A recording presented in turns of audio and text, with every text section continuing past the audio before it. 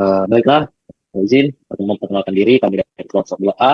Di sini kami akan membahas tentang laporan topik pemrograman komputer dari kelompok kami, yaitu perkenalkan dengan diri saya sendiri, yaitu dengan nama Anas Fikri Sinaga, dengan NIM 25040337. Dan juga rekan Saya Saskia Aulia dengan NIM 25040301. Saya Puskara Hilman Tobing dengan NIM 25040327. Saya Naila Sakira Putri dengan 25040301. Saya Justin Ketanjuna dengan NIM 25032. Saya Rahma Antika dengan NIM 25040336.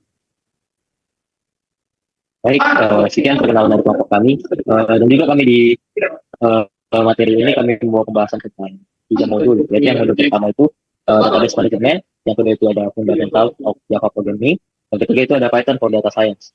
Baik, untuk modul database ini saya akan menyerahkan kepada rekan saya untuk menjelaskan sedikit tentang database management ini. Baik, saya akan membahas database management. Yang pertama, latar belakang dari database management adalah kumpulan tabel-tabel yang saling berelasi antar tabel satu dengan yang lain, sehingga sering disebut basis data rasional. Relasi ini dihubungkan oleh satu key, yaitu primary key dan foreign key. Database Management System atau DBSM merupakan perangkat yang digunakan untuk mengelola data atau basis data dengan prosedur terkomputerisasi. Pencatatan transaksi secara manual seringkali menyulitkan dan rentan terhadap human error, seperti salah hitung, hilangnya data, dan sebagai solusinya dirancanglah sebuah database management. Penjualan toko handphone iPhone yang terbagi dari 5 tabel, yaitu tabel handphone, daftar karyawan, daftar pelanggan, daftar transaksi, dan daftar kredit agar mempermudah dan menjadikan data lebih efektif dan akurat. Nah, di dalam database management terdapat beberapa tipe data. Yang pertama adalah short text yang menyimpan data berupa teks dan angka non-hitungan. Yang kedua adalah long text, sama dengan short text tetapi batas karakter long text lebih banyak. Yang ketiga adalah number, menyimpan data numerik yang akan digunakan dalam penghitungan. Yang keempat ada date atau time yang menyimpan data berupa tanggal, bulan, dan tahun. Yang kelima ada currency yang menyimpan data keuangan. Yang keenam ada auto number yang berguna untuk menyimpan nomor berurut unik atau angka acak yang ditambahkan oleh Microsoft secara otomatis dalam tabel. Nah, yang ketujuh itu ada yes atau no yang menyimpan nilai yes atau no. Yang keempat ada attachment yang menyimpan file seperti foto digital. Yang kesembilan ada all objects yang menyimpan gambar, audio, video, blobs, atau binary range object dan lainnya. Yang ke-10 ada hyperlink yang menyimpan link website atau alamat file dokumen. Nah, yang ke-11 ada lookup wizard yang membuat kolom daftar pilihan, combo box atau drop down. Yang ke-12 ada calculated yang selanjutnya disebutkan oleh rekan saya. Oke, untuk penjelasan berikutnya akan jelaskan saya sendiri, yaitu data flow diagram atau DFG. Data flow diagram ini merupakan suatu diagram yang digunakan untuk menggambarkan aliran data dalam suatu sistem, serta menunjukkan bagaimana kita menginput proses menjadi output melalui serangkaian proses. Nah, data flow diagram ini terbagi dalam beberapa tingkatan level, yaitu pertama ada diagram konteks atau level 0, di mana ini adalah level paling awal yang menunjukkan gambaran umum sistem. Nah, pada diagram ini, sistem digambarkan sebagai satu proses besar yang berhubungan dengan pihak luar. Nah, yang kedua itu ada diagram 0 atau level 1. Diagram ini merupakan pengembangan dari diagram konteks. Nah, pada level ini, ada proses besar tadi dipecah menjadi beberapa proses kecil. Nah, adapun diagram ketiga adalah diagram rinci atau level 2, di mana level ini adalah level yang lebih detail dari dari diagram 0. Pada diagram ini, setiap proses dijelaskan lebih mendalam menjadi bagian-bagian yang lebih kecil sehingga alur kerja sebuah sistem dapat dipahami dengan lebih jelas. Next.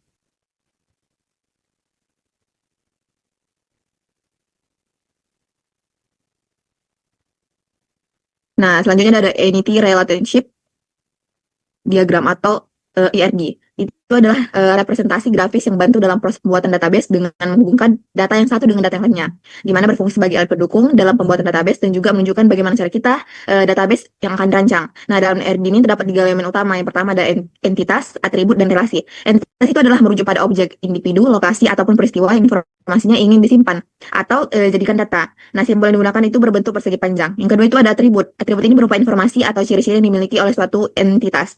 Simbol yang digunakan berbentuk elips atau lingkaran. Nah, adapun yang ketiga adalah relasi. Relasi ini keterhubungan yang terjadi antara satu entitas dan juga entitas lainnya. Simbol yang digunakan adalah berbentuk belah ketupat. Lanjut.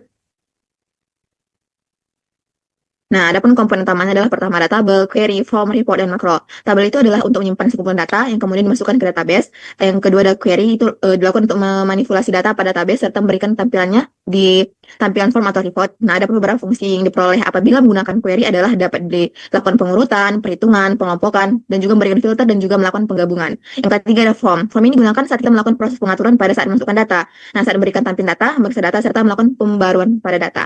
Yang keempat ada report. Report ini merupakan hasil atas manipulasi pada data yang berada dalam database, namun pada report tidak dapat dilakukan perubahan atau diedit. Nah, adapun yang kelima adalah makro. Makro ini digunakan untuk sebuah perangkat yang memungkinkan untuk mengotomatiskan tugas serta menambahkan kegunaan pada formulir, laporan, juga kontrol. Berikut adalah hasil dari database yang telah kami buat untuk toko handphone iPhone Store. Jadi di sini kami menggunakan tabel sebanyak 5 buah, yaitu tabel daftar handphone, tabel daftar karyawan, tabel daftar pelanggan, tabel daftar transaksi, dan juga tabel daftar kredit. Jadi gunanya tabel ini adalah untuk sebagai wadah menampung database kita. Jadi masing-masing dari tiap tabel ini ada sebanyak 60 data. Dan di tabel ini juga kita bisa mengatur tipe data dari tiap variabelnya. Sebagai contoh, pada tabel daftar handphone, kita buka design view, kemudian kita lihat. Untuk variabel ID handphone itu menggunakan tipe data auto number, untuk merek handphone menggunakan short text, untuk tipe handphone menggunakan short text, untuk warna menggunakan short text, untuk stok menggunakan number, dan juga harga handphone menggunakan currency. Dan juga untuk auto number ini kita bisa mengatur formatnya. Jadi di sini saya menggunakan format HP 000. Jadi ketika kita memasukkan angka, contohnya adalah handphone jenis pertama, yaitu 001, kita cukup perlu mengetikkan angka 1. Dan otomatis akan langsung generate menjadi HP 001. Kemudian untuk tabel-tabel lainnya, juga sama konsepnya dengan tabel daftar handphone tadi. Ada sebanyak 60 data, dan juga untuk tipe data dari tiap variabelnya bisa diatur. Seperti ini. Setelah kita berhasil membuat semua tabel pada database kita dan juga kita telah mengisi ataupun menginput data dari database kita, selanjutnya adalah kita akan membuat relationship-nya. Jadi gunanya relationship ini adalah untuk mengkoneksikan antara tiap tabel pada database kita. Jadi untuk yang pertama ini ada tabel daftar pelanggan, dia akan terkoneksi pada tabel daftar transaksi melalui ID pelanggannya. Dengan hubungannya adalah one to many. Untuk tabel daftar handphone, yang terkoneksi adalah ID handphone kepada ID handphone di tabel daftar transaksi dengan hubungannya adalah one to many. Kemudian ada tabel daftar kredit yang terkoneksi adalah ID transaksi dengan hubungannya one to one. Dan yang terakhir adalah tabel daftar karyawan dengan ID karyawan yang terkoneksi dan hubungannya adalah one to many. Jadi bedanya relasi one to many sama one to one itu adalah pada relasi one to many artinya satu ID handphone ini bisa terkoneksi dengan tabel daftar transaksinya banyak baris datanya. Sedangkan kalau misalnya untuk relasi one to one, artinya satu ID transaksi hanya bisa menghasilkan satu baris data di tabel daftar transaksi tersebut. Kemudian ada query. Query ini merupakan tampilan data yang telah dimodifikasi ataupun yang telah diolah. Jadi di sini yang ditampilkan adalah ID transaksi, ID pelanggan, ID handphone, merek handphone, tipe handphone, harga handphone, jumlah, metode, tenor, uang muka, bunga, total harga awal, diskon, angsuran per bulan, harga akhir, dan sisa stok. Jadi dari variabel total harga ini sampai sisa stok itu adalah hasil dari expression builder. Jadi expression builder itu adalah hasil kalkulasi yang didapat dari beberapa variabel hasil perhitungannya. Jadi intinya di query ini itu untuk menampilkan data secara umum yang diinginkan oleh pengembang database tersebut. Jadi agar lebih mudah untuk memonitor tentang data-data mereka serta hasil perhitungannya. Kemudian ada form. Form ini digunakan untuk mengedit dari data-data daftar handphone, daftar pelanggan, daftar transaksi, daftar kredit, dan daftar karyawan. Jadi di sini tuh bisa memasukkan ataupun menginput dan juga menghasilkan outputnya di bagian bawah sini dalam bentuk tabel. Serta juga bisa kita menavigasi dari tiap-tiap datanya dengan cara mengklik button next. Dan untuk kembali kita bisa mengklik button undo. Seperti ini. Kemudian ada report. Kalau untuk report ini, untuk menampilkan data secara keseluruhan. Jadi intinya adalah menunjukkan laporan dari data kita.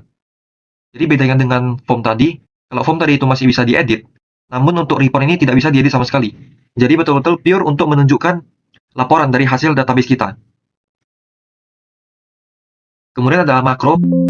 Jadi kalau untuk makro ini semacam memunculkan message box ataupun pop-up seperti ini yang memunculkan tulisan selamat datang di toko handphone Avon. Kemudian yang terakhir itu ada switchboard. Nah, jadi kalau switchboard ini fungsinya untuk semacam aplikasi. Jadi di sini terdapat beberapa button yang bisa kita lihat dan bisa kita pilih. Contohnya misalnya kita ingin pergi untuk melihat daftar handphone. Kita bisa mengkliknya. Kemudian terdapat 3 pilihan. Ada form handphone, ada report handphone, dan juga ada back. Back ini untuk nantinya kembali ke homepage tadi. Sebagai contoh kita akan klik form handphone, maka otomatis dia akan langsung menavigasi ke form daftar handphone tersebut. Jadi agar lebih mudah juga dalam melihat data-data yang ada pada database kita. Ketika kita klik button report, maka dia juga akan otomatis ke bagian report daftar handphone. Kemudian kita bisa back. Untuk button-button yang lainnya seperti daftar karyawan, daftar kredit, daftar pelanggan, dan juga daftar transaksi ini sama konsepnya dengan yang tadi pada daftar handphone. Kemudian di sini ada button exit. Jadi ini untuk keluar dari switchboard-nya. Di sini coba kita klik. Nah, maka dia akan otomatis keluar. Segitu saja penjelasan dari database dari yang kami buat. Terima kasih. Sekian presentasi mengenai database. Selanjutnya akan lanjutkan oleh rekan saya. Baik, di sini saya akan menjelaskan tentang fundamental of Java programming. Baik, Java merupakan bahasa pemrograman berorientasikan objek berbasis kelas yang dirancang agar memiliki ketergantungan implementasi seminimal mungkin. Java ini menerapkan konsep write once, run anywhere atau WORA yang memungkinkan program yang telah dikompilasi dapat dijalankan pada berbagai platform tanpa perlu dikompilasi ulang. Java pertama kali dirilis pada tahun 1995 dan banyak digunakan untuk mengembangkan aplikasi desktop, web, maupun perangkat seluler. Dalam praktikum ini, Java digunakan untuk membangun sistem penjualan handphone Avon menggunakan NetBeans ID. Sistem ini dibuat karena masih banyak proses penjualan yang dilakukan secara manual, sehingga menimbulkan berbagai masalah seperti kesalahan pengetahuan data atau kehilangan data, kesulitan pencarian informasi, serta lambatnya pembuatan laporan. Oleh karena itu, dikembangkan sebuah sistem berbasis Java yang mampu mengelola data penjualan secara lebih cepat, akurat, dan terorganisir. Next.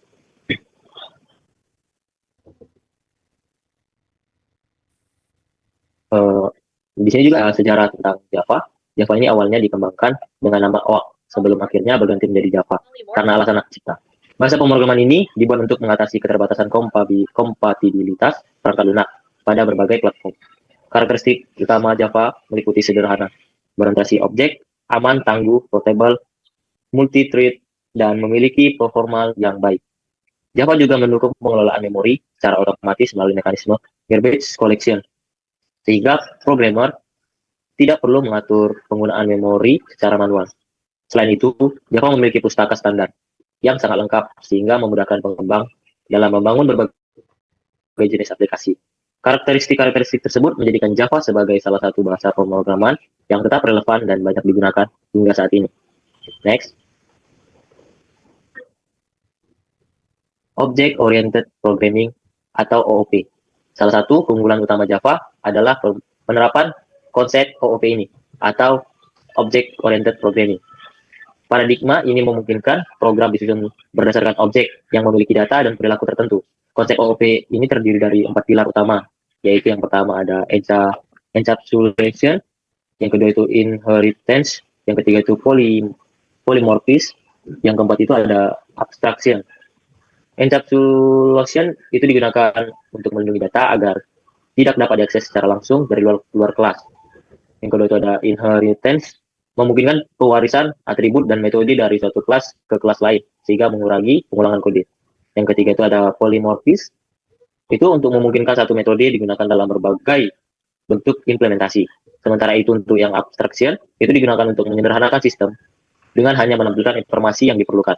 Dengan penerapan OOP, program menjadi lebih terstruktur dan mudah dikembangkan, serta lebih mudah dipelihara ketika terjadi perubahan kebutuhan sistem. Baik, selanjutnya saya serahkan kepada teman saya.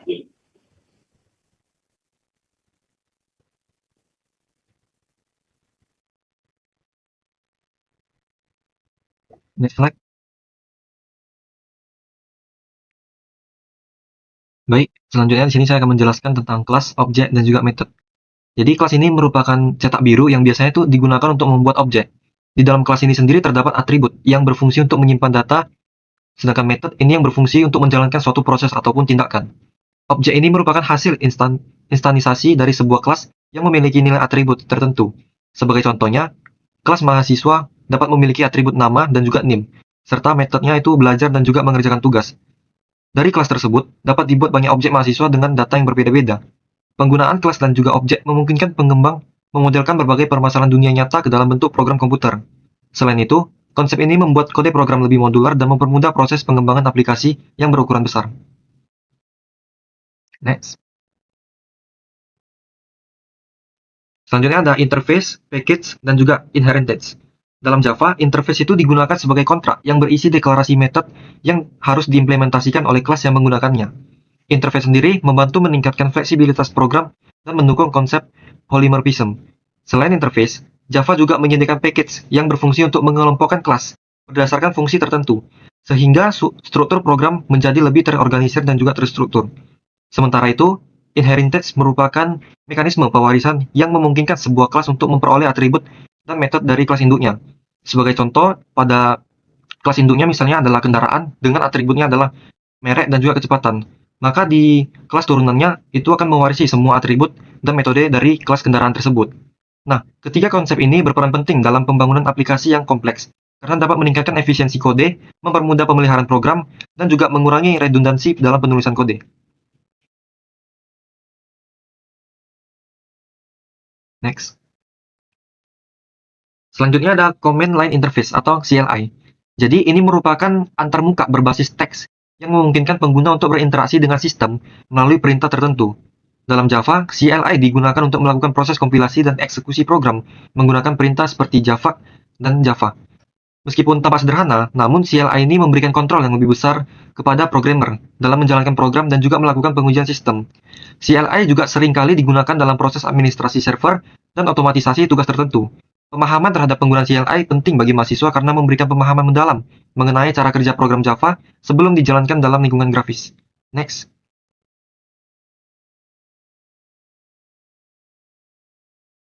Selanjutnya adalah Graphical User Interface atau GUI. Jadi ini merupakan antarmuka pengguna yang berbasis grafis yang memanfaatkan elemen visual seperti tombol, menu, icon, dan juga jendela. Dalam Java, GUI dapat dibangun menggunakan pustaka Swing maupun JavaFX. GUI ini bertujuan untuk meningkatkan kemudahan interaksi antara pengguna dan sistem karena pengguna tidak perlu menghafal perintah tertentu seperti pada CLI. Melalui GUI, aplikasi menjadi lebih menarik, interaktif, dan mudah digunakan oleh berbagai kalangan pengguna. Oleh karena itu, GUI banyak diterapkan pada aplikasi desktop modern yang membutuhkan kenyamanan dan juga pengalaman pengguna yang baik. Jadi di sini adalah tampilan dari aplikasi yang kami buat menggunakan pemrograman Java. Di sini untuk aplikasinya sendiri adalah Avon Store, di mana ini adalah sebuah aplikasi untuk karyawan dari Avon Store ini agar mudah untuk mendata data transaksi dari hasil penjualan di toko Avon. Nah, tampilan awal yang akan muncul ketika kode program ini di-run adalah form login. Di sini terdapat nama karyawan, ID karyawan, dan juga password, serta button login dan juga registrasi. Di mana ketika kita belum memiliki akun, kita bisa untuk mengklik button registrasi ini terlebih dahulu. Di sini kita bisa membuat akun yang terlebih dahulu. Contohnya, untuk ID karyawan, saya membuat T010. Untuk namanya saya bikin Justin. Alamatnya saya bikin Jalan Amal. Kita bisa isi nomor teleponnya.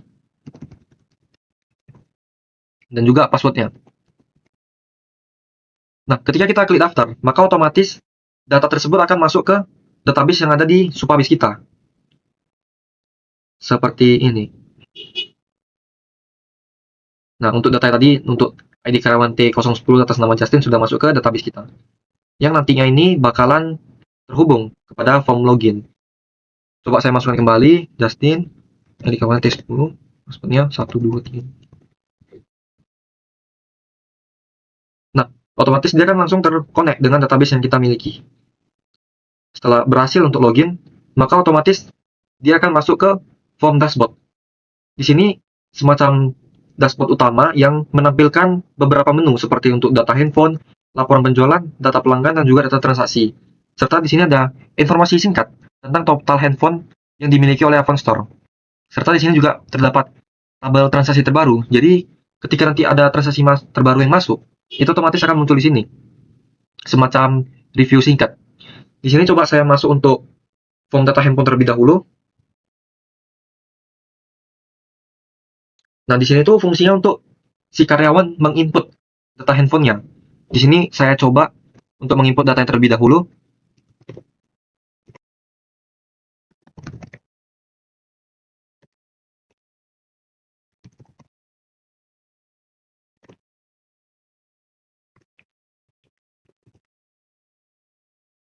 Nah, di sini kita bisa klik simpan agar datanya juga masuk ke database dan muncul di tabel di sini. Nah, seperti itu. Kemudian di sini juga ada fitur reset. Ketika kita mengisi data-data di sini dan kita ingin menghapus kembali datanya, agar lebih mudah kita mengklik button reset tersebut. Kemudian untuk button cari ini digunakan untuk mencari daftar handphone yang ingin kita cari jikalau datanya sudah banyak. Seperti ini, untuk inputnya kita bikin di daftar handphone tersebut, kemudian kita klik button cari. Nah, karena di sini masih semuanya yang data kita input adalah merek Samsung, maka di sini masih munculnya ketiga data tersebut. Kemudian kita bisa kembali ke form tersebut dengan mengklik button kembali. Kemudian kita coba untuk masuk ke form pelanggan. Di sini fungsinya itu sama seperti form data handphone tersebut. Di sini untuk menginput data-data pelanggan yang melakukan transaksi. Dan ini juga bakalan terkonek ke Supabase. Seperti ini. Nah, di sini karena penggunaan fungsinya sama, saya akan langsung kembali ke dashboard. Nah, bisa dilihat di sini bahwasannya yang awalnya tadi total handphonenya adalah 100, dan kemudian kita tambahkan ataupun menginput data handphone tersebut sebanyak 20 unit, maka otomatis di sini terjadi kalkulasi total handphone tersebut menjadi 100 ditambah. Kemudian kita akan masuk ke transaksi. Data transaksi. Di sini sebenarnya sama. Untuk fungsinya itu adalah menginput data transaksi yang dilakukan oleh pelanggan. Coba di sini saya input terlebih dahulu.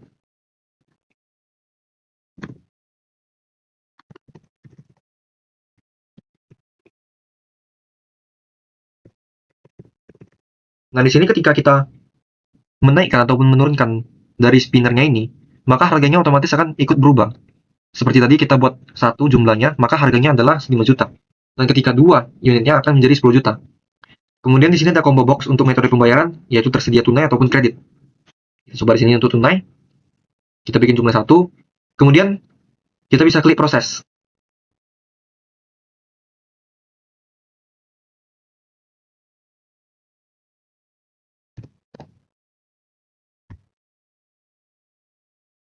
Di transaksi berhasil. Nah, di sini fitur utama ataupun jar yang kami tambahin itu ada 2, yaitu pertama jar TTS, yaitu text to speech. Bisa didengar tadi bahwasannya yang Y transaksi berhasil itu adalah menggunakan jar tersebut. Jadi ketika berhasil kode QR-nya ini di-generate, maka akan muncul sound seperti itu. Nah, sedangkan untuk kode QR-nya ini di-generate menggunakan jar tambahan juga yang namanya JavaC. Seperti itu. Kemudian untuk button proses ini juga akan otomatis menyimpan data yang telah kita input ini ke dalam database yang ada di Supabase kita. Seperti ini.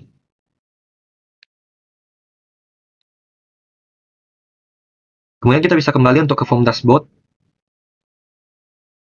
Dan kita lihat form laporan penjualan. Singkatnya ini adalah semacam laporan ataupun review singkat dari total penjualan yang telah dilakukan di iPhone Store. Namun yang menarik di sini juga kami ada buat kalkulasi dari total transaksi, total biaya transaksi, dan juga total unit yang terjual. Kemudian di sini kami ada menambahkan jar tambahan juga, yaitu J Calendar, Dimana di sini untuk mengecek transaksi yang dilakukan dari tanggal berapa sampai tanggal berapa, semacam fitur filter. Di sini bisa coba saya buat di tanggal 6 sampai tanggal 30. Kita bisa klik filter. Nah, langsung terlihat di sini bahwasannya dari tanggal 26 Mei sampai tanggal 30 Mei terdapat 2 transaksi yang dilakukan pada rentan waktu tersebut. Kemudian untuk button cetak ini untuk menampilkan pop-up ataupun message box yang menunjukkan laporan penjualan Avon Store itu secara digital. Singkatnya itu menunjukkan periode waktu, total transaksi, total HP terjual, total pendapatan. Selanjutnya akan dijelaskan oleh teman saya. Baik, selanjutnya kita akan masuk ke pembahasan Python for Data Science. Next. Data Science adalah bidang studi yang menangani sejumlah besar data terstruktur atau tidak terstruktur, menggunakan berbagai perangkat teknis modern, statistik, kecerdasan buatan, dan teknik pembelajaran mesin untuk menghasilkan dan memvisualisasikan informasi yang bermakna guna membantu organisasi dalam membuat keputusan bisnis. Dataset Developer Burnout Prediction dan dari Kaggle memiliki beberapa permasalahan utama seperti adanya data yang tidak lengkap atau missing values pada banyak variabel. Untuk mengatasi masalah tersebut, data science berperan melalui proses pembersihan data atau data cleaning guna menangani nilai kosong, dilanjutkan dengan exploratory data analysis untuk menganalisis informasi pada dataset. Next. Selanjutnya ada Python. Python adalah bahasa pemrograman yang menggunakan interpreter untuk menjalankan kode programnya. Interpreter tersebut dapat menerjemahkan kode secara langsung. Dan Python dapat dijalankan di berbagai platform seperti Windows, Linux, dan lain-lain. Python mengadopsi paradigma pemrograman dari beberapa bahasa lain termasuk paradigma pemrograman prosedural seperti bahasa C, pemrograman berorientasi objek seperti Java, dan bahasa fungsional seperti Lisp. Kombinasi paradigma ini memudahkan para programmer dalam mengembangkan berbagai proyek menggunakan Python. Next. Selanjutnya ada XLStat. XLStat merupakan add-in pada Microsoft Excel yang menyediakan beragam fitur analisis statistik, mulai dari analisis deskriptif, inferensial, hingga multivariat. Kelebihan utama XLStat adalah kemudahan integrasinya dengan Excel, sehingga pengguna tidak perlu mempelajari aplikasi baru dari awal dan dapat langsung memanfaatkan data yang sudah tersedia dalam format spreadsheet. Selanjutnya akan dijelaskan teman saya.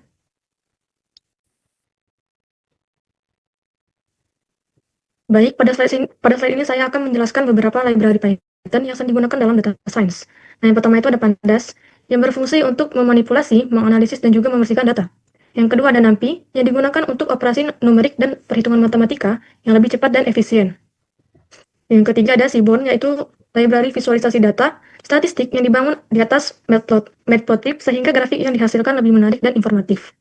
Yang keempat ada WordCloud yang digunakan untuk menampilkan kumpulan kata dalam bentuk visual, di mana ukuran kata menunjukkan frekuensi kemunculannya. Yang kelima ada Matplotlib, yaitu library dasar untuk membuat berbagai grafik seperti line chart, bar chart, pie chart, scatterplot, dan juga heatmap. Yang terakhir ada Scikit-learn yang menyediakan berbagai algoritma machine learning seperti klasifikasi, regresi, clustering, serta evaluasi model. Next.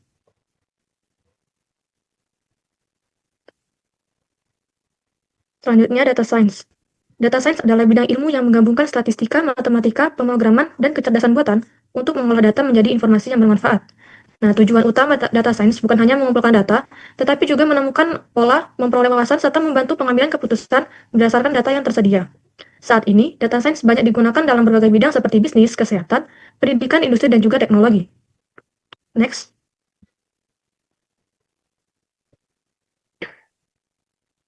Selanjutnya ada OSIMN. OSIMN merupakan tahapan utama dalam proses data science. Nah, yang pertama itu ada obtaining, yaitu proses mencari dan mengumpulkan data yang dibutuhkan. Yang kedua ada scrubbing, yaitu membersihkan dan mempersiapkan data agar lebih rapi, lengkap, dan siap digunakan. Yang ketiga ada exploring, yaitu menganalisis dan memahami pola-pola yang terdapat pada data melalui visualisasi maupun analisis statistik. Nah, yang keempat itu ada modeling, yaitu membangun model atau algoritma untuk memprediksi maupun mengelompokkan data. Dan yang terakhir adalah interpreting atau menafsirkan hasil analisis dan menyampaikan informasi tersebut agar mudah dipahami oleh pengguna atau pengambilan keputusan. Next slide.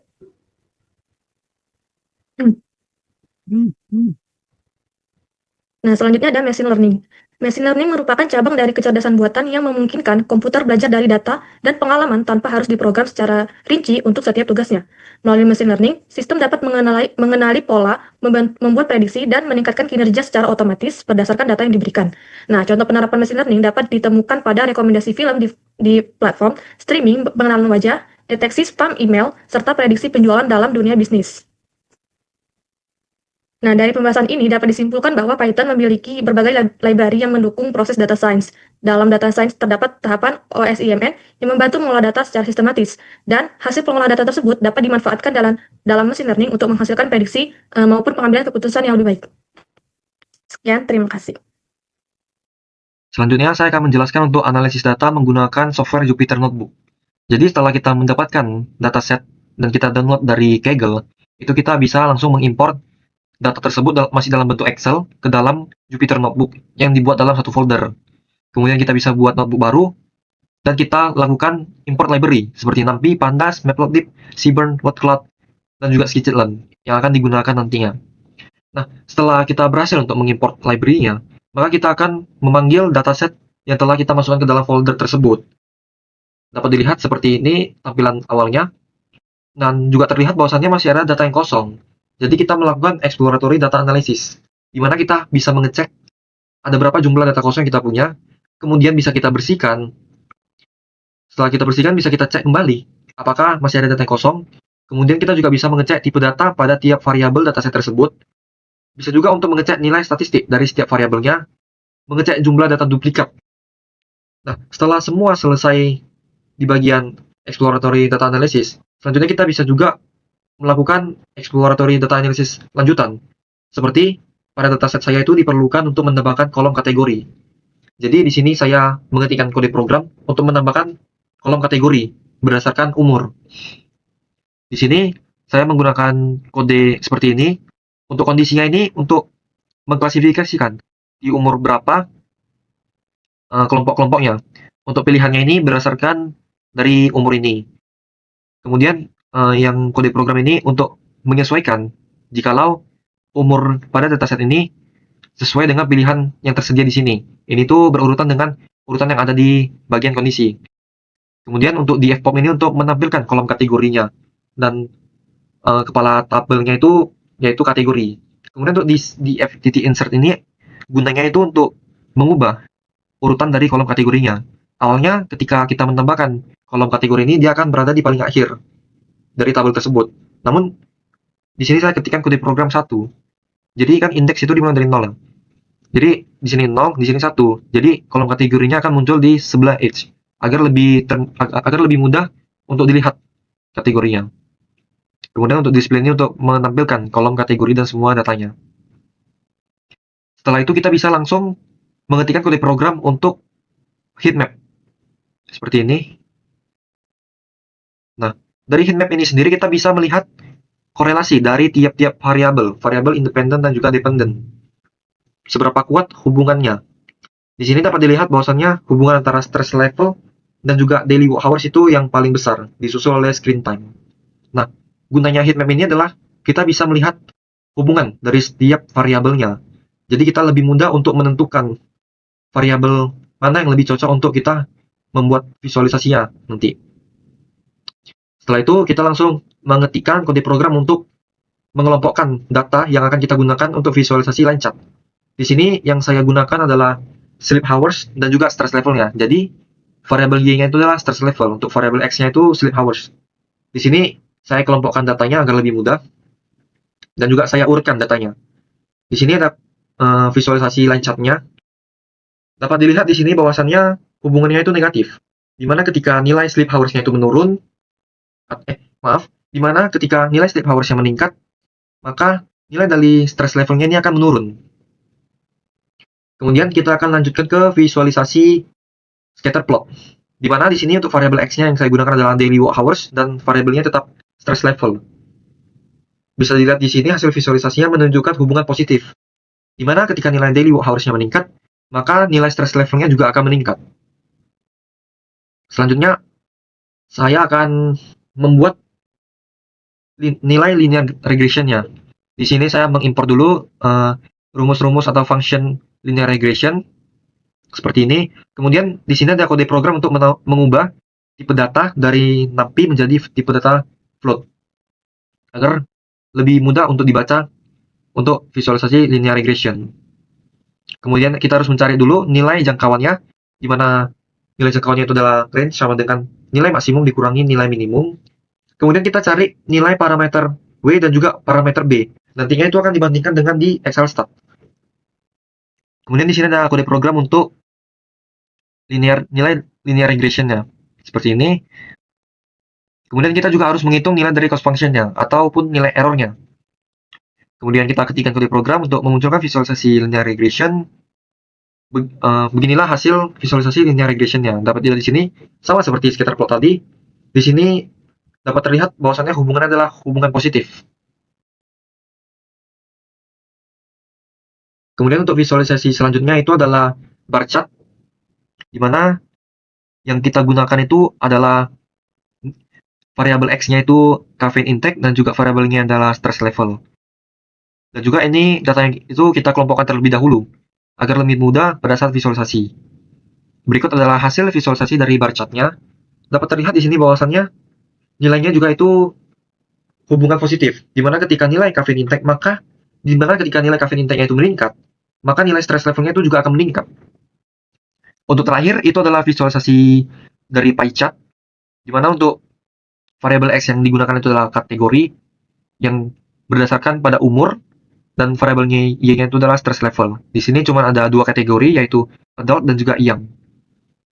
Dapat dilihat di sini bahwasannya untuk proporsi total stres, adult itu lebih besar, yaitu sebesar 76,3%, sedangkan untuk young itu adalah 23,7%. Nah, jadi di sini saya akan menjelaskan fungsi-fungsi dari tiap visualisasi ini. Yang pertama, visualisasi line chart. Ini tuh digunakan untuk menjelaskan arah ataupun tren dari suatu variabel. Sedangkan untuk scatter plot, ini tuh untuk menunjukkan hubungan, seperti hubungan positif kah, hubungan negatif, ataupun tidak berhubungan antara dua variabel.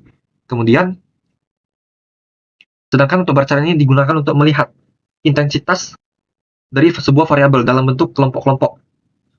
Selanjutnya, kalau untuk pie chart ini digunakan untuk melihat proporsi dari nilai suatu variabel, perbandingannya.